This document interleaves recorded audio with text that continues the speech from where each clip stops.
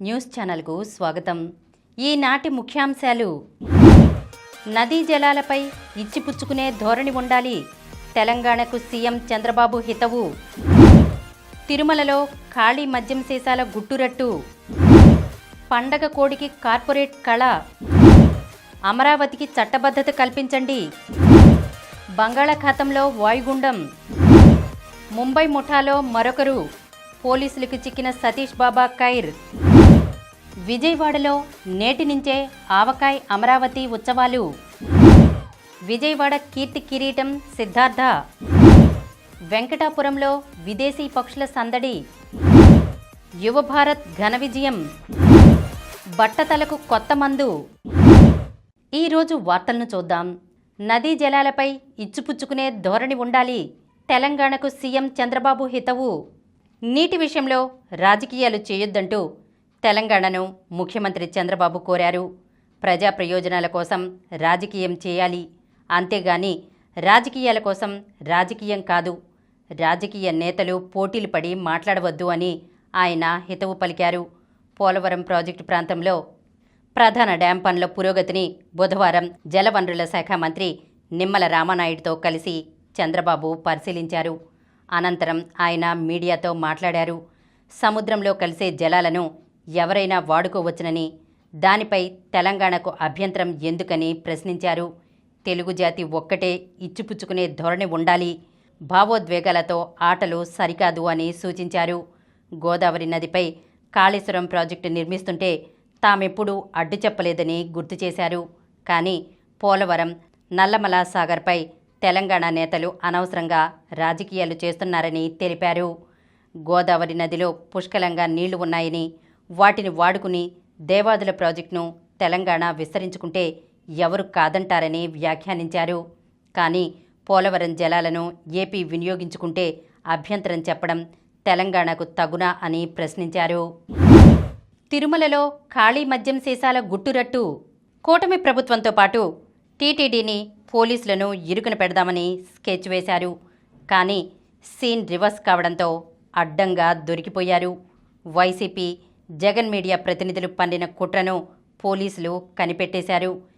తిరుమలలో police guest house వద్ద ఖాళీ మద్యం సీసాల వీడియో లోగుట్టును రట్టు చేశారు. తిరుపతి నుంచి ఖాళీ మద్యం బాటిళ్లు తీసుకొచ్చి తిరుమలలో పడేసి వాటిని వీడియోలు తీసి వైరల్ చేసినట్లు గుర్తించారు. టీటీడీతో పాటు పోలీస్ శాఖ ప్రతిష్టను దెబ్బతీసే ఉద్దేశంతో కొందరు వైసీపీ కార్యకర్తలు, జగన్ మీడియా ప్రతినిధులు కుట్రకు పాల్పడినట్లు నిర్ధారించారు. సాంకేతిక పరిజ్ఞానం వినియోగించి పక్కా ఆధారాలతో నిందితులను గుర్తించారు. ప్రాథమికంగా ముగ్గురిపై కేసు నమోదు చేసిన తిరుమల 2 టౌన్ పోలీసులు వైసీపీ కార్యకర్త Allapaka Koti, Jagan media staff photographer Mohan కృష్ణను బుధవారం అరెస్ట్ చేశారు. పండగ కోడికి కార్పొరేట్ కళ. సంక్రాంతి కోసం కోడి రెడీ అవుతోంది.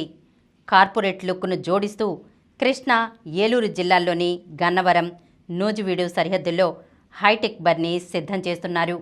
పూర్తిగా అద్దాలు, ఏసీతో వీఐపీ గ్యాలరీలు, పెళ్లి శుభలేఖ అంత అందంగా ఆహ్వాన పత్రికలు, రండి రండి దయచేయండి అంటూ స్వయంగా పిలుపులు, గెలిస్తే కార్లు బహుమతులుగా ఇస్తామంటూ ప్రకటనలు వెరసి కోడికూతను మోతెక్కించేందుకు నిర్వాహకులు అన్ని హంగులతో సిద్ధమవుతున్నారు. అమరావతికి చట్టబద్ధత కల్పించండి. రాజధాని అమరావతి కేంద్రం చట్టబద్ధత కల్పించేందుకు ఈ బడ్జెట్ సమావేశాల్లోనే పార్లమెంట్లో బిల్లు ప్రవేశపెట్టాలని కేంద్ర హోంమంత్రి అమిత్ షాను సీఎం చంద్రబాబు కోరారు. 2024 నుంచే ఏపీకి రాజధానిగా అమరావతి నిర్ణయించాలని కోరారు. దీనివల్ల రాజధానిలో పెట్టుబడులు పెట్టేవారికి భరోసా కలుగుతుందని చెప్పారు. రానున్న కేంద్ర బడ్జెట్లో ఏపీకి ఆర్థిక మద్దతు ఇవ్వాలని, పలు అభివృద్ధి ప్రాజెక్టులకు నిధులు మంజూరు చేయాలని కోరారు. కేంద్ర ప్రాయోజిత పథకాల్లో రాష్ట్రానికి వాటా పెంచాలని, గృహ నిర్మాణం, రహదారులు, రైల్వే ప్రాజెక్టుల్లో ప్రాధాన్యమివ్వాలని అభ్యర్థించారు. రెవెన్యూ లోటును భర్తీ చేసేందుకు కేంద్రం తగిన చర్యలు తీసుకోవాలన్నారు. బంగాళాఖాతంలో వాయుగుండం. హిందూ మహాసముద్రం, దానికి ఆనుకుని ఆగ్నేయ బంగాళాఖాతంలో కొనసాగుతున్న తీవ్ర అల్పపీడనం బుధవారం ఉదయానికి వాయుగుండంగా బలపడింది. ఇది ప్రస్తుతం చెన్నైకు 1220 కిలోమీటర్ల దక్షిణ ఆగ్నేయంగా ఉంది. రానున్న 24 గంటల్లో తీవ్ర వాయుగుండంగా బలపడనుంది. ఆ తర్వాత 48 గంటలు పశ్చిమ వాయువ్యంగా పయనించి శ్రీలంకలో తీరం దాటి నైరుతి బంగాళాఖాతంలో ప్రవేశించనుంది. ఆ తర్వాత బలహీనపడే అవకాశం ఉందని వాతావరణ నిపుణులు అంచనా వేస్తున్నారు. కాగా వాయుగుండం బలపడి తీవ్ర వాయుగుండంగా మారిన తర్వాత శ్రీలంకలో తీరం దాటే క్రమంలో తమిళనాడులో వర్షాలు పెరుగుతాయి. దక్షిణ తమిళనాడులో ఈ నెల 9వ తేదీ నుంచి భారీ వర్షాలు కురవనున్నాయి. 10, 11 తేదీల్లో రాయలసీమలోని తిరుపతి, చిత్తూరు, అన్నమయ్య, దక్షిణ కోస్తాలోని నెల్లూరు జిల్లాలో తేలికపాటి నుంచి ఒక మోస్తరు వర్షాలు కురుస్తాయని వాతావరణ శాఖ తెలిపింది. 10వ తేదీ నుంచి దక్షిణ కోస్తాలో గాలుల వేగం పెరుగుతుందని పేర్కొంది. ఇదిలా ఉండగా బంగాళాఖాతంలో ఏర్పడిన అల్పపీడనం తూర్పుగాలుల ప్రభావంతోనే వాయుగుండంగా బలపడిందని వాతావరణ నిపుణులు విశ్లేషించారు. ముంబై ముఠాలో మరొకరు. పోలీసులకు చిక్కిన సతీష్ బాబా ఖైర్. శిశువులను తీసుకొచ్చి విజయవాడలో విక్రయాలకు అప్పగించిన కేసులో మరో నిందితుడిని టాస్క్ ఫోర్స్ పోలీసులు పట్టుకున్నారు. ముంబై ముఠాకు చెందిన సతీష్ బాబా ఖైర్ను బుధవారం అరెస్ట్ చేశారు. గుజరాత్లోని వడోదరా సమీపాన పట్టుకుని అక్కడి కోర్టులో హాజరుపరిచారు. అక్కడి నుంచి ట్రాన్సిట్ వారెంట్పై విజయవాడ తీసుకొస్తున్నారు. శిశువుల విక్రయాల్లో ఆరితేరిన బలగం సరోజినితో ముంబై ముఠాకు మంచి సంబంధాలు ఉన్నాయి.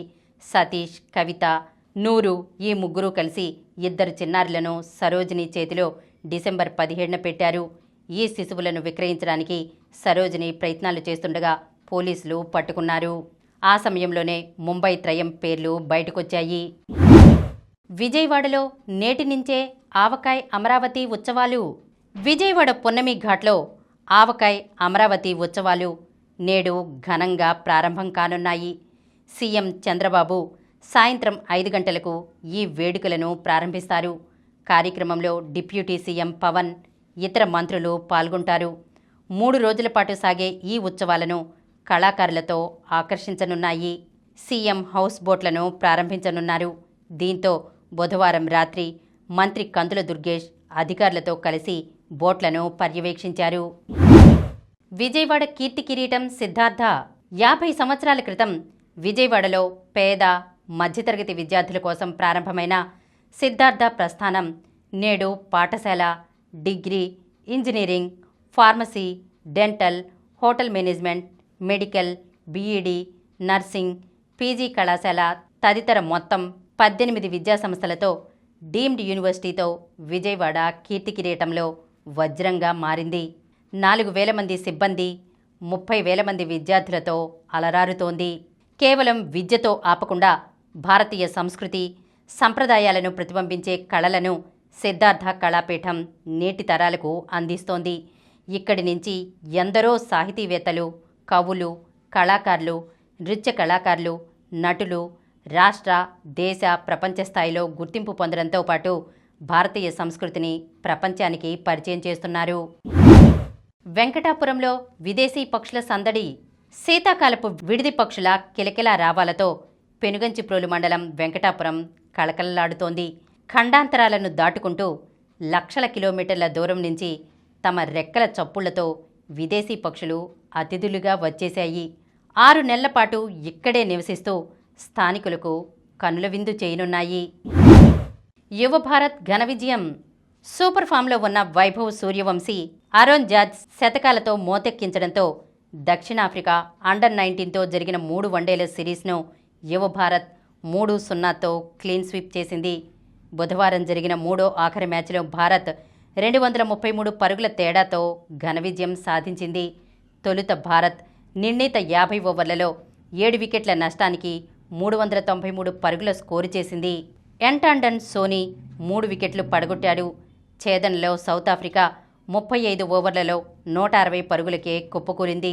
పేసర్ కిషన్ సింగ్ దెబ్బకు 5 వికెట్ల నష్టానికి 50 పరుగులతో టాపార్డర్ను కోల్పోయిన దక్షిణాఫ్రికా ఏ దశలోనూ ఛేదించే విధంగా కనిపించలేదు.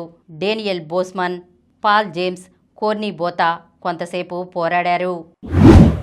బట్టతలకు కొత్త మందు. అందం మీద చాలామంది మగవారికి పెద్దగా పట్టింపు ఉండదు గాని బట్టతల వస్తే మాత్రం బాగా ఫీలవుతారు.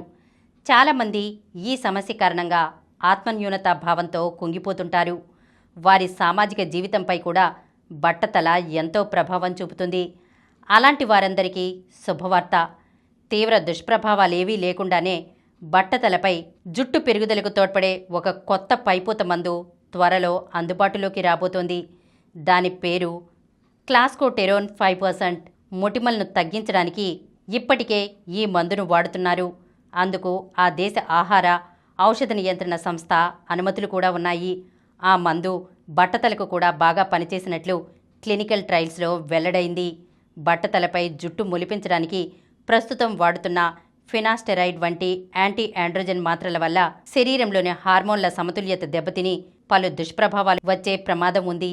కానీ ఈ క్లాస్కోటెరోన్ లోషన్ రూపంలో నేరుగా జుట్టు కుదుళ్లపై మాత్రమే పనిచేస్తుందని, డైహైడ్రో టెస్టోస్టెరాన్ అనే హార్మోన్ జుట్టు కుదుళ్లను బలహీనపరచకుండా ఇది నేరుగా అడ్డుకుంటుందని పరిశోధకులు తెలిపారు.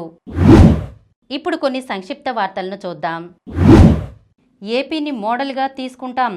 సంస్కృతి, సంప్రదాయం, ఆధునిక సాంకేతిక పరిజ్ఞానంతో అభివృద్ధి చెందుతున్న ఆంధ్రప్రదేశ్ రాష్ట్రాన్ని మారిషస్ స్ఫూర్తిగా తీసుకున్నదని ఆ దేశ అధ్యక్షుడు ధరంబీర్ గోకుల్ అన్నారు. రిపబ్లిక్ డే వేడుకలకు పటిష్ట ఏర్పాట్లు.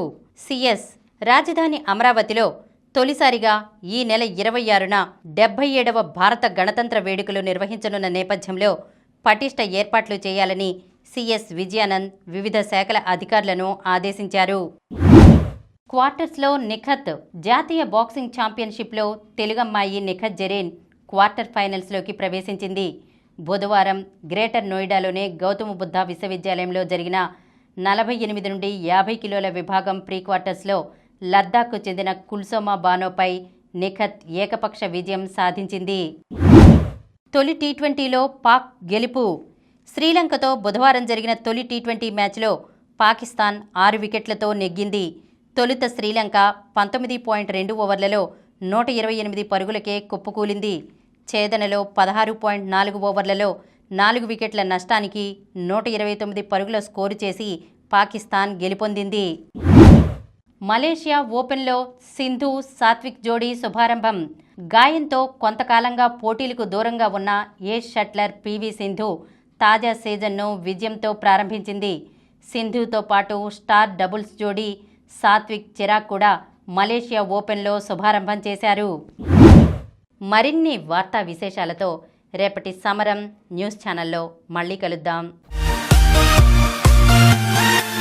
ప్రతిరోజు వార్తా విశేషాల కోసం అనతి కాలంలోనే 21 కోట్ల వ్యూస్ సాధించిన సమరం ఛానల్ సమర్పించు సమరం న్యూస్ ఛానల్కు సబ్స్క్రైబ్ చేయండి, లైక్ చేయండి, మీ ఫ్రెండ్స్కు షేర్ చేయండి. అలాగే ప్రక్కనున్న గంట సింబల్ని ప్రెస్ చేయడం మర్చిపోకండి.